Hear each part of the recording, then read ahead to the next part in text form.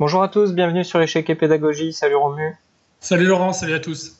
Alors pour la troisième semaine consécutive, nous vous proposons d'étudier ensemble une étude du compositeur Henry Rink, qu'il a composé cette fois-ci en 1902. Le trait est au blanc comme d'habitude et il faut gagner comme d'habitude, en tout cas comme dans les positions des semaines précédentes. Vous en avez désormais l'habitude, nous vous invitons à mettre en pause la vidéo et à chercher et à trouver surtout la solution. Ensuite, vous pourrez remettre en lecture la vidéo pour comparer ce que vous aurez trouvé avec la solution présentée par Romu. Alors effectivement, il va falloir donc essayer de gagner cette position, malgré un désavantage matériel quand même pas négligeable. On voit que les blancs ont 2 pièces et un pion pour la dame. Bon, c'est un rapport matériel acceptable, mais quand même les blancs sont en retard. Mais on voit immédiatement, puisque maintenant on sait que vous avez un œil un peu plus aguerri dans les études, vous êtes nos fidèles followers qui cherchent et trouvent surtout les solutions des études que l'on présente les week-ends. On voit qu'avec le fou et le cavalier, on va être capable en tout cas de faire des menaces et de faire des misères à ce roi noir qui est sur une case blanche. Donc déjà, c'est pas un détail puisqu'on a un fou de case blanche. Et on voit que la dame noire est également sur une case blanche. Donc ça peut donner des idées, notamment des idées d'enfilade, puisque tout le monde se retrouve sur case blanche, et donc essayer de trouver une utilité à ce fou. Ensuite, le roi noir, on voit qu'il est déjà à portée d'échec du cavalier. On voit que le cavalier pourrait soit faire un échec sur D6, soit capturer le pion E5. Alors, ça ne serait pas forcément des bons coups, mais on voit que déjà ce cavalier serait capable de s'en prendre à ce roi. Donc, on l'a bien compris, il va falloir essayer de bien faire collaborer nos 2 pièces mineures, de façon à s'en prendre à ce roi et utiliser le fait que la dame noire manque un peu de mobilité. Elle est restreinte par ses 2 pions en H7 et G7. Elle ne peut se balader que sur la 8e rangée. Alors bien sûr, pour le moment, il y a le cavalier F7 qui est aussi attaqué, donc il va falloir en tenir compte, bien évidemment. Et également, il y a d'autres éléments qui peuvent nous laisser espérer embêter les noirs. Ce sont les 2 pions en G5 et H6 qui sont relativement avancés et qui pourraient peut-être se joindre un peu à la bataille et essayer de créer des menaces. Parce que il ne faut pas perdre de vue que, notre cavalier F7 est attaqué, que le rapport matériel est quand même en faveur des noirs, donc il va falloir agir vite et faire des menaces immédiatement. Sinon, bien sûr, la dame va pouvoir sortir, les noirs vont pouvoir, par exemple, échanger en H6, ensuite bouger la dame, et une fois que la dame sort, ça va être beaucoup plus compliqué de poser des problèmes aux noirs. Donc il va falloir faire un coup qui fait une menace. Alors, on a parlé des échecs tout à l'heure. Donc, si on fait un cavalier D6 échec, par exemple, on voit que ça ne va pas mener à grand-chose, puisque le roi peut tout simplement s'échapper, par exemple en B3. Et on voit que en B3, il est dans une situation assez stable. Il attaque notamment B2. On ne voit pas trop comment continuer. Bien sûr, le roi est sur la même diagonale que sa dame, mais on ne voit pas trop une enfilade se profiler à l'horizon. Le fou n'arrive pas à gagner une case sur laquelle il pourrait faire une enfilade, et on sent qu'on s'y est mal pris. Donc KD6 n'est pas terrible en soi. Donc en fait, il va falloir créer les conditions pour que les fourchettes éventuelles ou les enfilades éventuelles puissent fonctionner. Pour cela, on a besoin de renforts, et donc on l'a dit, on se tourne vers le pion G5 et H6 pour cela. Et donc le premier coup, c'est G6, qui crée une menace directe, puisqu'on menace tout bêtement de prendre le pion H7 et de faire une promotion au coup d'après. Donc c'est une menace assez sérieuse à prendre en compte de la part des noirs, qui n'ont pas vraiment le choix. Ici, la seule option valable, c'est de capturer ce pion. Qu'est-ce qu'on a obtenu en donnant le pion G6 ?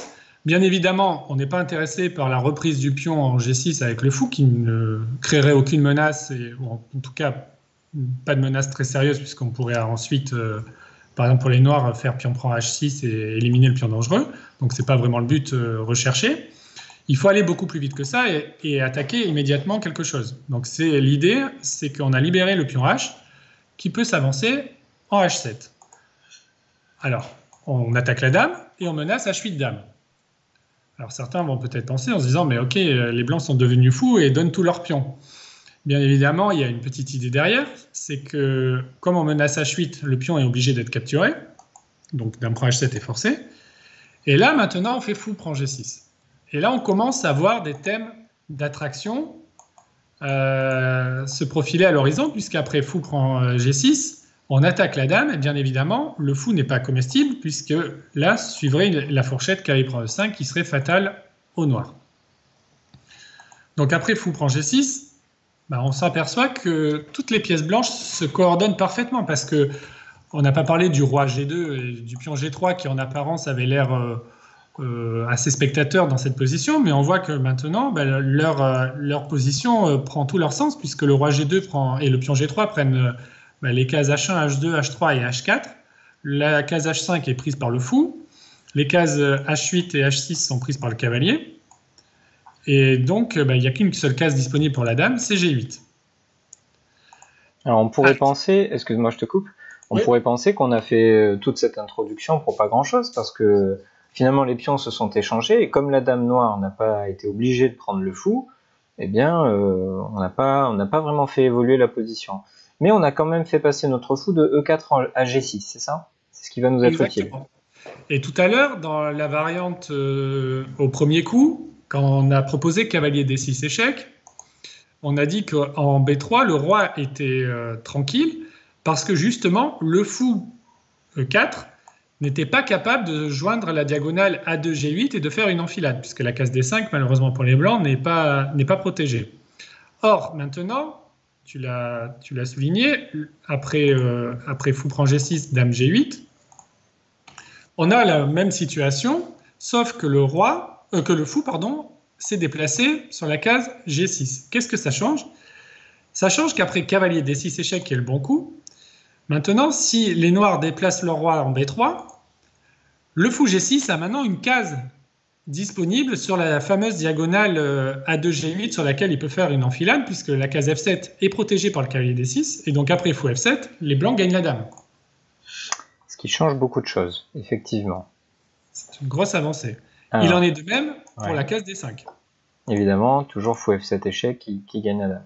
Donc finalement, par élimination, on n'a pas beaucoup de choix, puisque sur les 3 cases disponibles, tu nous en as déjà réfuté 2, on est obligé d'aller sur D4. Voilà. Donc, maintenant, on voit que les cases blanches, c'est sous contrôle, puisque le fou G6 est capable de contrôler toutes les cases blanches de la diagonale A2-G8. Donc, on a bien compris que les cases B3 et D5 étaient minées. Mais malheureusement, maintenant, les noirs vont sur une case noire. Le roi noir va sur une case noire. Donc, forcément, le fou G6 n'a plus d'utilité lorsqu'il faut contrôler les cases noires. Donc, on se tourne vers le cavalier D6 qui doit prendre le relais. Donc là, le bon coup, c'est cavalier F5. C'est très important d'aller sur F5 parce que justement, on doit interdire au roi de zigzaguer sur les cases noires et notamment d'aller sur la case E3. La case C3 est quant à elle défendue par le pion B2, donc ça va. Et donc, il faut absolument éviter que le roi s'échappe sur les cases noires en zigzagant sur E3, puis D2, etc. Donc, cavalier F5 est vraiment le coup très très important. Et donc maintenant, les noirs ont pas mal de choix, mais on va voir que chacun de ces choix va se terminer dramatiquement pour eux. Donc, si roi D5, c'est une case de fourchette, donc cavalier E7, qui ramasse la dame et la partie avec. Sur roi E4, le roi vient s'aligner sur la même diagonale que le fou G6, donc évidemment on va faire une découverte, donc cavalier E7 ou cavalier H6, c'est au choix, qui gagne la dame. Sur roi D3, c'est exactement la même chose. Et donc, roi C4. Et donc là, on se dit, bon, ok, roi C4, je peux faire cavalier D6 échec, mais bon, ça va pas m'amener à grand-chose si je à part répéter la position. Mais dès que le roi vient sur la diagonale A2, G8, ce sont des cases blanches, donc là, il faut penser au fou. Et là, on a une parfaite illustration de la magnifique collaboration entre le cavalier et le fou, puisque les blancs jouent le coup fou F7, encore un sacrifice d'attraction, On fait échec, on attaque la dame. Les noirs n'ont pas d'autre choix que d'accepter la dame. Et maintenant, la dame a été attirée sur la case F7, qui est une case à portée de fourchette du cavalier, puisque le cavalier se trouve sur F5, et donc peut aller sur D6 et faire une fourchette entre le roi C4 et la dame F7. Ouais, magnifique collaboration hein, de toute l'armée des pièces blanches, puisque tu as même souligné que le pion B2 avait une utilité, le roi G2 et le pion G3 aussi, au moment où la dame avait, semble-t-il, une colonne H totalement libre devant elle, mais aucune case n'était réellement disponible. Donc une petite étude entre guillemets, c'est pas péjoratif, mais une étude qui n'est pas si complexe que ça, mais qui est particulièrement riche avec beaucoup d'idées et surtout cette fameuse collaboration qui est très marquante et très instructive hein, finalement. Donc au cours de ces 3 semaines d'études de Rink, on a sélectionné des études plutôt au début de sa carrière, mais tout au long de sa carrière, il